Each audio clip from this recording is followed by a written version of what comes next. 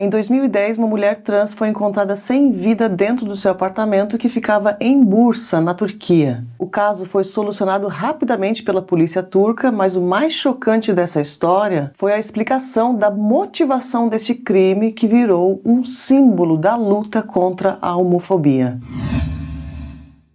Oi pessoal, tudo bem com vocês? Meu nome é Gisele Ildes e sejam todos bem-vindos a mais um vídeo aqui do canal. Bom, e antes de começar o vídeo, já dá aquela força, deixa o seu like, se inscreve aqui no canal se você não for inscrito. Lembrando que toda terça-feira nós temos vídeo novo aqui no canal. Bom, então hoje eu vou contar a triste história de İrem Okan. Ela nasceu em Edincik, que fica na província de Balıkesir, e não foram divulgadas muitas informações sobre a infância e a adolescência dela, mas a İrem, que foi registrada com o nome de Mesut Şaban Okan, que é um nome masculino, era uma mulher trans. E a mãe da İrem, que se chama Melek Okan e que sempre apoiou a filha, conta que a filha sempre sofreu preconceito por ser uma mulher trans. E ela não teve nem oportunidade de terminar os seus estudos, porque segundo a mãe, teve uma escola lá em um certo ponto da vida dela que ela tentou colocar a filha, mas eles não aceitaram ela estudar lá. Bom, e na fase adulta, a İrem se muda para Bursa, onde ela vai tentar um início de uma nova vida, longe das pessoas que a conheciam, mas novamente as dificuldades continuavam, pois ela vai atrás de emprego, mas por ser uma mulher trans, com um nome masculino na sua documentação, ela não vai ser contratada para trabalhar em lugar nenhum. E essa parte aqui da história da İrem é infelizmente mais comum do que a gente imagina. Bom, já é complicado para pessoas, né, da comunidade LGBT viverem no Brasil, por exemplo. Agora vocês imaginem aqui na Turquia e em países aqui do lado também, que são muito mais complicados do que na Turquia. Então, uma coisa que eu já falei em outros vídeos aqui, que aliás eu tenho uma playlist completa, tá? Só sobre casos que envolvem aí pessoas da comunidade LGBT. Vou deixar aqui no comentário destacado para vocês essa playlist, que é muito interessante. E é uma questão que eu sempre abro aqui em todos os casos, que é a questão dos direitos deles, né? Não é porque eles querem se beijar na rua ou qualquer coisa assim, não, gente. É questão de documentação, de direitos civis. Isso atrapalha a vida toda de uma pessoa. Você vê, ela tinha um documento masculino, não poderia, né, trocar a documentação dela, e isso ali acabou com que ela não conseguisse emprego em lugar nenhum. Bom, e aqui nesse ponto da vida da İrem, então, ela estava ali com 21 anos e ela precisava arranjar um emprego, né, colocar o pão em cima da mesa. E então, como a família dela também era uma família muito simples, não tinha condições, tá? Era uma condição de pobreza realmente, não tinha condições de ajudar ela. Então, o que ela faz? Ela faz o que muitas mulheres trans, infelizmente, têm que fazer, que ela vai recorrer, então, para a profissão mais antiga do mundo, né?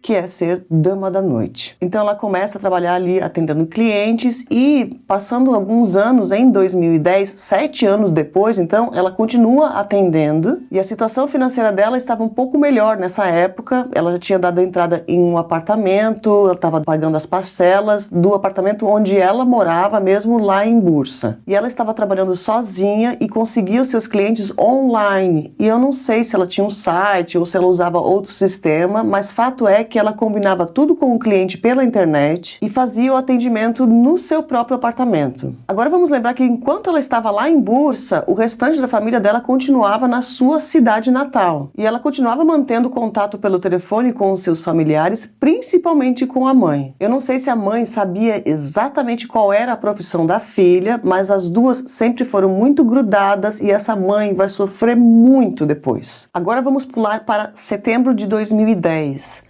No dia 21 de setembro, ela atende um cliente na casa dela, mas como ela trabalhava sozinha, ela não tinha avisado nenhum amigo ou familiar que ela iria atender aquele cliente.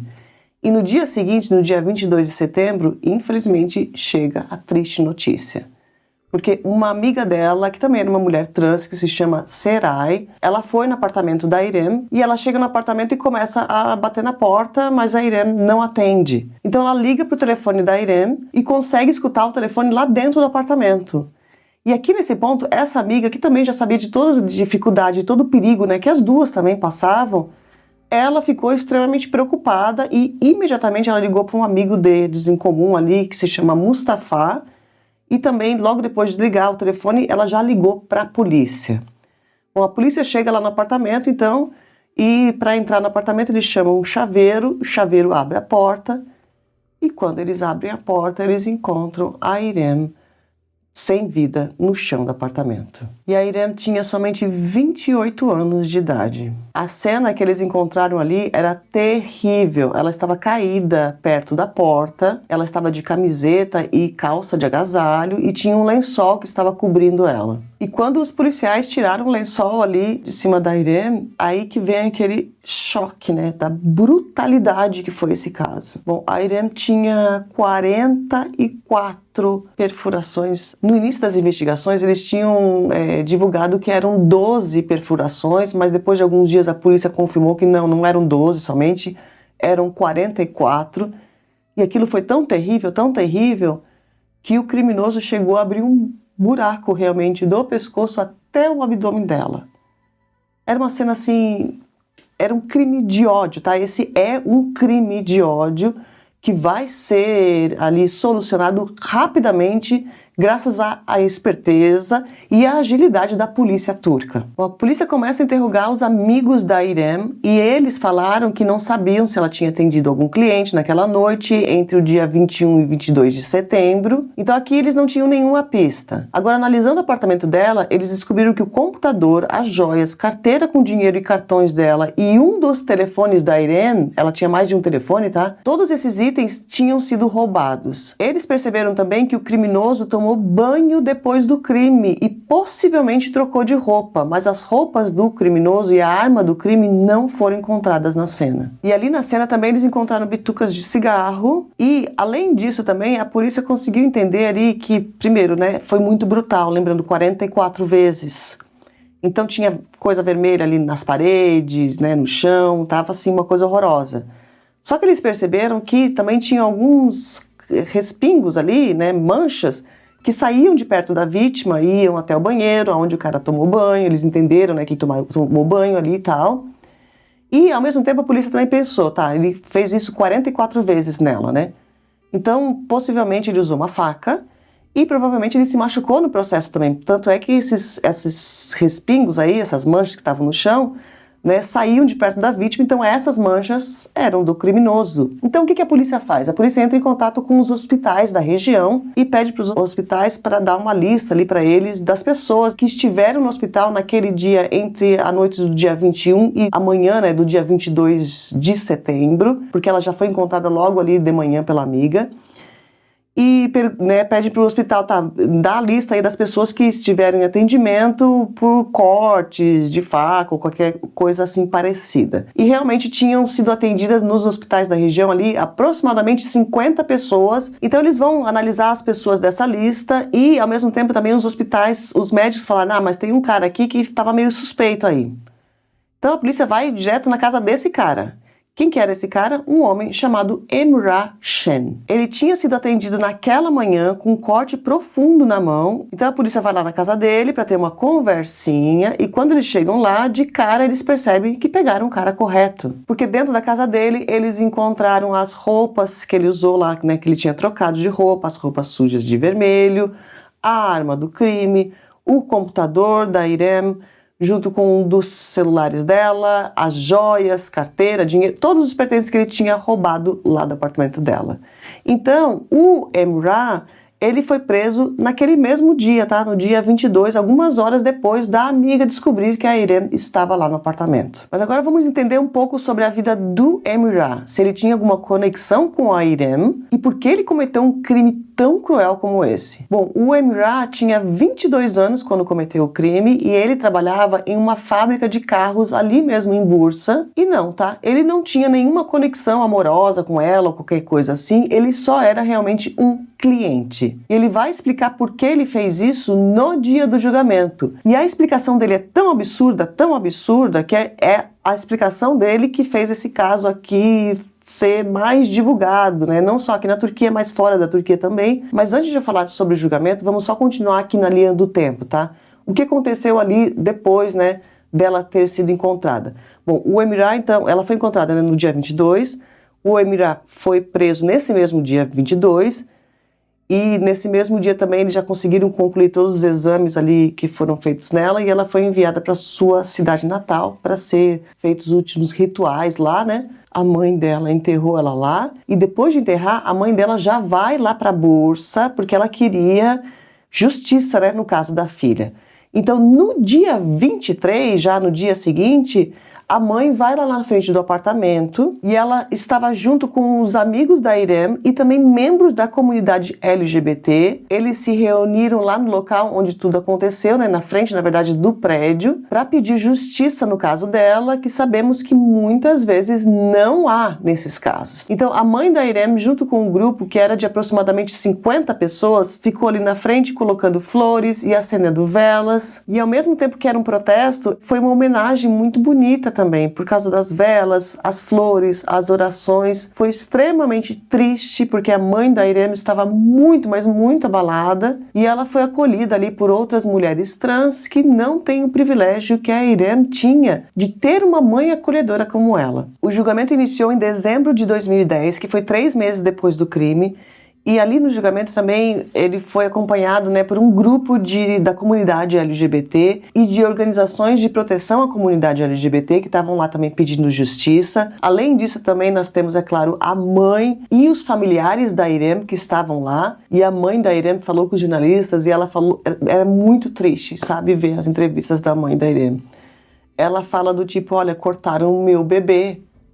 Por que que fizeram isso? Machucaram ela. Ela não fez nada para ninguém, ela não machucou ninguém, ela só queria ser feliz. E no final também a mãe exigia a pena máxima. A pena máxima na Turquia, naquela época e até agora, os dias de hoje, eu estou gravando em 2025, é a prisão perpétua agravada. E é isso que eles exigiam para esse monstro, né, que fez aquilo 44 vezes com a Irem. Bom, durante esse julgamento, o Emirat também vai dar o seu depoimento, e esse é o depoimento que foi muito, mas muito polêmico. Ele falou então que ele combinou com a Irem de fazer o programa com ela, né, pela internet, e que ele sabia realmente que ela era uma mulher trans. Então ele foi no apartamento da Irem naquele dia 22 de setembro, a 1h da manhã do dia 22 de setembro. Quando ele chegou lá, eles tomaram uma cerveja, não sei o que, fumou alguns cigarros. Esses cigarros, aliás, tá, gente, eles foram periciados, a polícia comprovou realmente que era ele que estava naquele apartamento. Fora isso também, as outras evidências do apartamento, eles conseguiram comprovar que era ele mesmo o criminoso, tinha as impressões digitais dele, tudo isso. Bom, então ele fala que depois ali de fumar um cigarro e tomar cerveja, eles, né, transaram ali e tal, e ele falou que até ali estava tudo bem. Só que ele falou que no meio ali, a Irem teria oferecido, ela queria ser a ativa, tá? E ele falou que aquilo feriu a masculinidade dele, porque ele não era passivo, ele jamais seria passivo. Então, por esse motivo, ele pegou o laptop dela, bateu na cabeça dela e depois pegou uma faca que estava na cozinha e cometeu aquele crime extremamente brutal. Essa parte aqui do depoimento é toda mentirosa, tá? E isso tem uma prova depois, que a própria mãe da Irem vai dar essa prova logo aqui nos próximos minutos que eu vou contar pra vocês. Mas antes de eu contar pra vocês, vamos entender por que talvez que ele tenha contado essa mentira aí, tá? Que ela teria oferecido de ser ativa. Porque isso, aqui na lei da Turquia, eu não sou advogada, tá, gente? Mas até onde eu sei, não existe essa justificativa, tá? Mas em outros países, como no Irã, por exemplo, essa justificativa seria um crime justificável lá. Mas aqui, até onde eu sei, não. Mas isso realmente pode influenciar o júri. A gente sabe disso, né? Então, aqui entra também aquela questão da honra. Olha, eu sou homem, então ela tentou ali ferir minha honra. Então, em defesa da honra, eu teria feito isso com ela. Bom, mas sabendo disso, vamos continuar aqui no depoimento, tá, desse cara. Então, ele fala que depois de bater com o laptop ali, ele começou, né, com a faca ali, e ele falou que ele lembra de dar 2 vezes nela. Ele não lembra das 44. Falou, eu lembro de 2 só, não sei como que aconteceu o restante. E ele fala que depois de tudo acontecer, então, de cometer o crime, ele foi, realmente tomou banho, trocou de roupa, pegou, né, a arma do crime com ele, a roupa que ele estava usando, e ele falou que ele roubou os pertences dela, o computador, tudo, porque ele não queria deixar pistas no apartamento. Aqui também fica uma parte bem duvidosa do depoimento dele, né? Porque ele já roubou as joias dela também. Que pista seria as joias dela? Não é? Bom, depois desse depoimento dele aí, entra o depoimento da mãe da Irem. E é aqui que vai mudar toda essa história. Ela vira pra ele, tá? E fala: por que você machucou meu bebê? Como é que você não consegue se arrepender disso? Triste, tá, gente? Muito triste mesmo. Mas depois, no final do depoimento, ela fala assim: olha, essa parte que ele falou que a minha filha queria ser ativa é totalmente mentira, porque é impossível isso acontecer, porque a minha filha foi operada 2 anos antes. Então ela já estava naquele processo, né? Ela era uma mulher trans, ela já tinha passado por todo o processo de ser uma mulher trans mesmo. Então ela não tinha como ela ser ativa.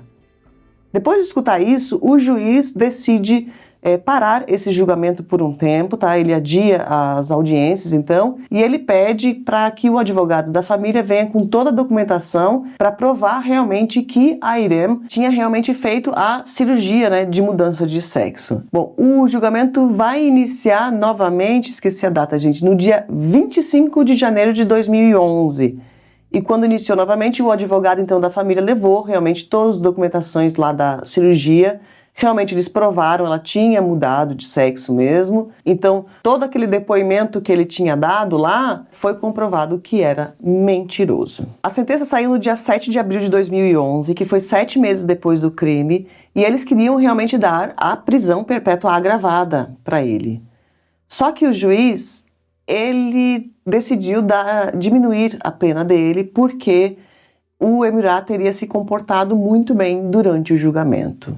E por esse motivo, então, no final das contas, o juiz condenou o Emirá a 25 anos de cadeia por ter tirado a vida da Irem. Fora isso, ele deu também um adicional de 3 anos e 4 meses por ter roubado os pertences dela. Então, no final das contas mesmo, o Emirá foi condenado a 28 anos e 4 meses de cadeia. A mãe da Irem falou com a imprensa na saída do tribunal. Ela falou que não estava feliz com a sentença, pois queria a perpétua agravada, mas apesar disso, ela ficou feliz que o caso foi solucionado e julgado, e que de uma certa forma ela teve a justiça, o que outras famílias de vítimas da comunidade LGBT não tiveram. Então esse é um triste caso de um crime de ódio dos mais terríveis que eu já vi aqui, por nada, né? E muitos acreditam que o Emirá, ele descobriu que ela era uma mulher trans, teria então arranjado esse encontro com ela, só na intenção realmente de tirar a vida dela, que ele já teria ido lá com todo o plano dele, e ele teria feito isso só por ela existir. Ela não fez mal a ninguém, ela não fez mal a ele, ela não fez mal a ninguém. Foi por ela existir. É a homofobia, que é uma realidade muito triste e cruel. Agora, antes de acabar o vídeo aqui, eu sempre dou um recadinho no final, né? O que a gente aprende com essa história, lembrando que a culpa nunca, nunca, nunca é da vítima, mas sim nós aprendemos com os erros da vítima, o que não fazer para que a gente não caia nesse tipo de situação também. Bom, primeira coisa, né, que eu acho que foi errado, né, a questão do se encontrar com pessoas da internet. No caso da Irem, é claro, ela fazia programas, mas tem pessoas que usam aplicativos aí, né, de namoro e tal, e acabam se encontrando com essas pessoas. Tudo bem se encontrar com elas, mas que os primeiros encontros, dos primeiros meses, até você saber realmente quem é aquela pessoa, que todos esses encontros sejam feitos em locais públicos.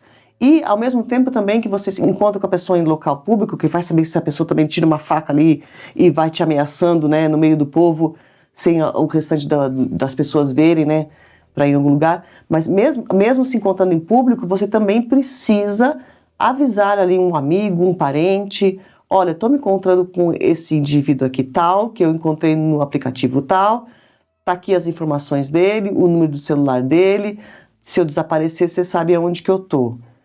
Todos esses tipos de mecanismos aí de proteção a gente precisa fazer, tá, gente? Porque hoje em dia, uma pessoa que a gente conhece pela internet, a gente não sabe quem ela é. E isso aqui vale, né, para nós héteros e vale também para pessoas da comunidade LGBT que tem um risco ainda muito maior.